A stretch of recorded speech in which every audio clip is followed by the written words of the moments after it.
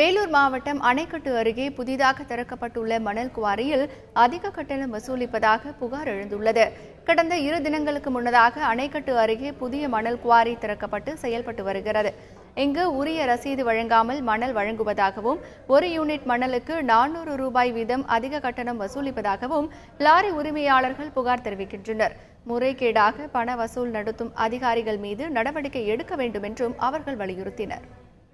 Driver பேர், எந்த ஊருக்கு லோடு போகுது, அப்புறம் வண்டி நம்பர், இது மட்டும்தான் எழுதி தராங்க. அந்த வேஸ்ட் பேப்பரில் வண்டி ஓனர் நேம் அதெல்லாம் எதுவும் எழுதுறதில்ல.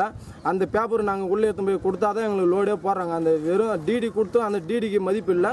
அந்த ஒயிட் பேப்பர் மதித்து தான் நம்மளுக்கு லோடு போகிறாங்க. அந்த வெத்து பேப்பர் கூட எங்களுக்கு மதிப்பு இல்லை. அது கொடுக்கலாம் லோடு போட மாட்டாங்க.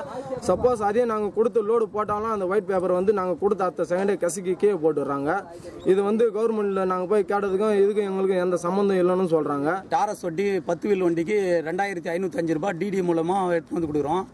அது இல்லாத இங்கே ஒரு 2 பேர் வழியில் மடக்கி ஒரு யூனிட்டுக்கு 400 ரூபான்ட்டு 3 யூனிட்டுக்கு 1200 ரூபா வாங்குறாங்க ஒரு லாரிக்கு. அது கொடுக்கலன்னா அங்கே உள்ள லோடு போட மாட்டேன்னு சொல்லிட்டு நிற்க வைக்கிறாங்க வண்டியை. இது தொடர்ந்து நேற்றும் அதே மாதிரி வாங்கினாங்க, இன்றைக்கும் அதே மாதிரி வாங்கிட்டு இருக்கிறாங்க. கொடுக்காத வண்டிகளை வெளியே போக சொல்கிறாங்க. இந்த மாதிரி டெய்லி இந்த பிரச்சனை இருக்குதுங்க. இதுக்கு மேல் அதிகாரிகளை போய் கேட்டால் அவங்க நாங்களாம் யாரும் வாங்க சொல்ல, நீங்கள் ஏன் கொடுக்குறீங்கன்னு கேட்குறாங்க. இங்கே கொடுத்தா தான் இங்கே லோடே போடுவோன்னு சொல்கிறாங்க.